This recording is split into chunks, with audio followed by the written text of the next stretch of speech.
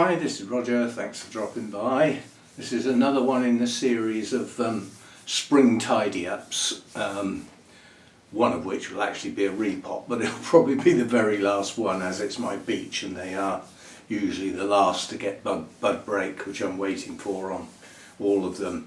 Now I'm actually getting quite a tight little queue here now because my maples and my hornbeam have all got bud break now. So I need to get those in and give them their trim before they put too much energy into areas of the tree that I'm going to cut off, which is wasteful. The energy to go in the bits that I'm keeping.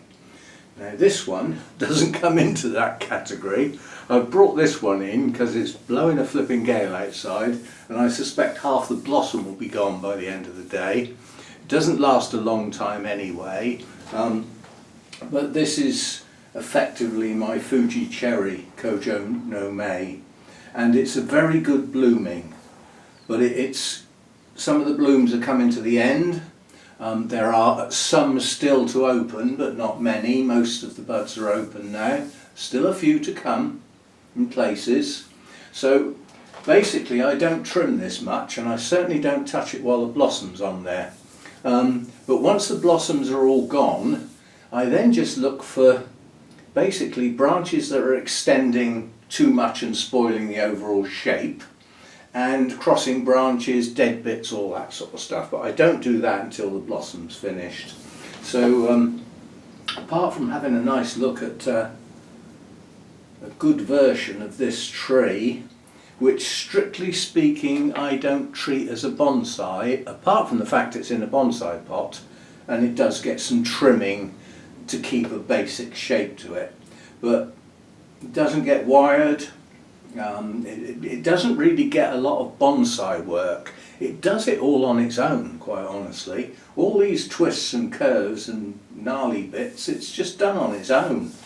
But it does shoot out of the trunk here and there, so I do have to watch that. There's one there. I just rub them off at this time of year, but later in the year they'd need an actual trim. So all I really want to do today is clean the pot up, because it's got plants in it like that, which I don't want to seed.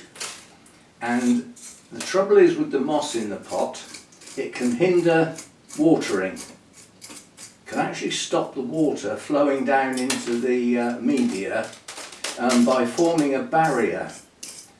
So what I like to do this time of year is just fork over the surface to break it, because it can become quite hard and crusty with all the water getting thrown on it. And it had rather a lot last year because of the droughts and the hot dry spells. So the pots got watered a lot more than they would do normally last year. So obviously there was more compacting going on. So we just break the surface up, and in doing so we can get at the moss. Now this cushion moss could actually stay there, but as I said, it does hinder watering. It forms like a little barrier, and you pour your water on and the water runs off the pot before it has chance to soak in, and it's the moss that can do that. So it's better if it's not there, even though it does, in some cases it does look really nice, especially if it's a good type of moss. Some people deliberately place moss on their pots, especially if it's going to go to a show, but mine don't go anywhere, so they stay here. And I want to be able to water them and make sure that I know the water's gone right down in the media and out the holes in the bottom, and that the whole root system has had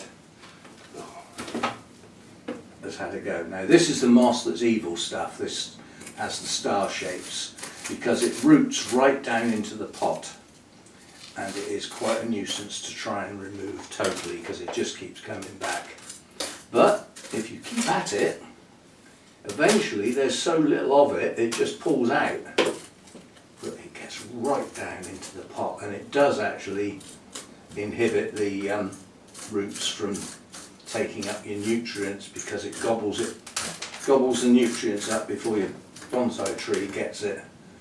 So I'd rather it was gone, but it's almost impossible to get rid of once you've got it. you wanted to get rid of it, I suppose the best way would be to repot your bonsai and hose off the root system. Completely remove every bit of media, absolutely everything, right back to the bare roots. Some people do that when they repot anyway. I've never done that, quite honestly. I don't see it as necessary. But it would be a way of getting rid of this moss, probably. But it's such evil stuff, it would probably still find a way to come back. And then there's another type of plant here with these lovely bronzy coloured leaves. It's a weed. It has beautiful yellow flowers, but I don't want it in my pot.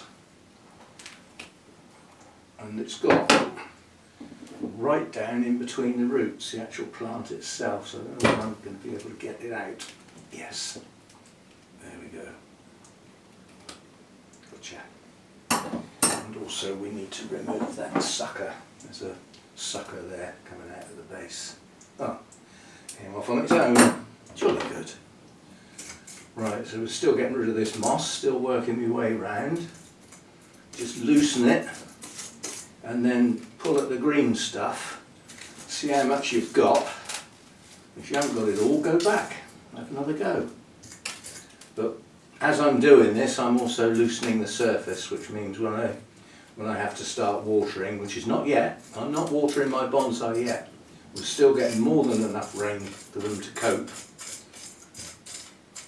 But I'm easing the media away from the edge of the pot towards the tree, which is a more natural look to it. And it means when I water, the water won't get a chance to run off. It will get plenty of time to go right down into the media, which is important when we do get to the point where watering becomes absolutely essential. And get some feed involved at stages like that as well.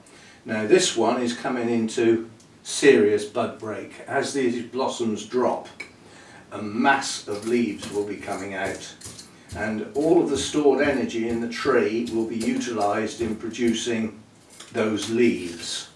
So in the very near future, this tree is going to want some food.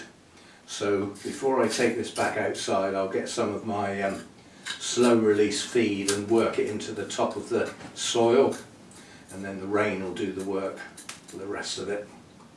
And I won't need to do anything for a while after that. That stuff lasts a while.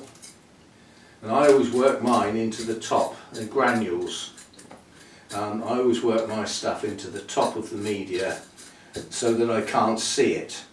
Because if you leave it showing, it always goes mouldy. Well, mine does anyway. Right, there we go. So I think that's virtually all of it now. And the top's nicely loosened. The only other thing I want to do is clean the trunk off a bit and get the moss off of the trunk. Now I've got a toothbrush to do that, but sometimes the toothbrush isn't enough because the moss is really entrenched. And if it isn't, I've got a wire brush, but I try to avoid that if I can, because that does actually tear at the bark. It's very good to clean up the bark, you know, if you've got like an algae coating or something. It does work well. Right, let's see if I can turn this round without whacking all the blossoms.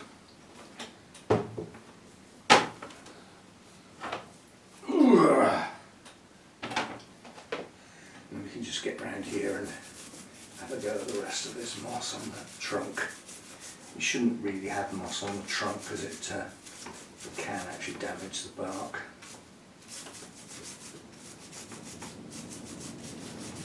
So on any bits that are exposed, just brush it off.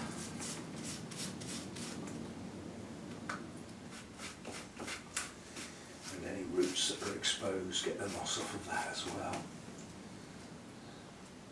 You can see how wet the bark is underneath that moss. It can cause rot, so it's got to be worth getting it off.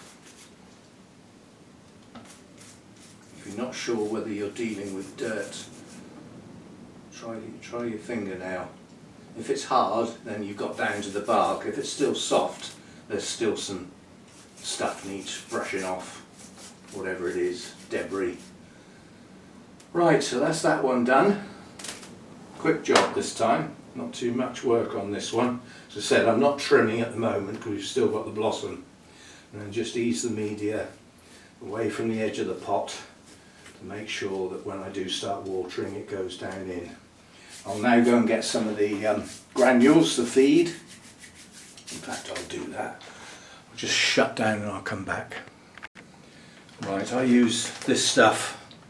I can't remember where I got it from, but one of the online bonsai places, and it's I don't know who else uses it, but I know that Greenwood Bonsai actually use it, and their trees do pretty well.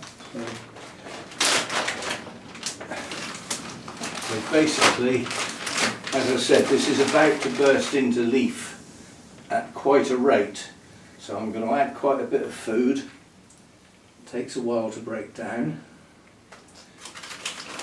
and then I push it in. I work it into the top, and then it stops it going mouldy. Just press it down in. Well, the top's nice and loose at the moment because I've just loosened it all. You know, I've just forked it over. So it's an ideal time to add it. I'll just sort of push it in, like so. And then we're due some rain this afternoon, so that will start the process, as we do actually have leaves showing. Yeah? And if the leaves are showing, then think how much energy this tree has used to push that blossom out, and now it's going to try and push leaves out where all of these buds were. That's an awful lot of energy from nothing, basically. That's all the energy that was pulled back in from the leaves in the autumn down into the base of the plant has surged up, rising sap as they say, and pushed all of this out. That doesn't leave a lot, if anything, so it needs some food. And it's well worth thinking about that when your bonsai are coming into leaf. Uses an awful lot of energy to produce that flush of leaves, and it needs replacing pretty quickly or it drains the tree. It can set it back a bit, so it's worth feeding at the right time. You could, I mean that's effectively a 5-5-5, so it's just a mediocre average type feed, I suppose you could call it. It's not that strong. Quite honestly, at this time of year, at bud break, could do with a higher nitrogen. Whoops, it's just the bag. It could do with a higher nitrogen feed, really, which it will get next time I get the watering can out. Yes, so that's that one done. To say the maples and the hornbeam will be the next to come in because they have got bud break. My hornbeam, what's the other one? Hawthorn. My hawthorn that I got late last year doesn't really need much done to it, if anything. It hasn't got much in the pot to clean up, if anything. It doesn't need much of a prune, so I probably won't bring that in. And then I've got my copper beech, that will need looking over. And yeah, it's just, you know, same sort of thing as this. Tidy up the pot, get the moss off, get some feed in the pot if it's on bud break, which when they come in to have this job done, they are. Now a lot of people work on their bonsai outside. It's blowing a gale out there, it's cold, I'd have to have a great big coat on, yeah? And in addition to that, we keep getting showers, I'd have to keep stopping work. So I just bring the tree in and I work in here, in the warm and dry. And with the wind not whistling in round the grow room where the orchids are, it's also relatively quiet. It does get incredibly noisy if we get a hard shower though on this roof. But there we go then, so that's that one done, and I'll be back with the next bonsai video quite soon. There will be a sequence of these quite close together, although I'm busy this weekend, so I won't be doing much this weekend. I'm off to an orchid show on Saturday and my daughter's coming down. I'm picking her up Friday. She'll be here on Sunday, so I won't be filming much over the weekend. But anyway, we will plod away with these as and when I get the time. See you next time. Thanks for dropping by.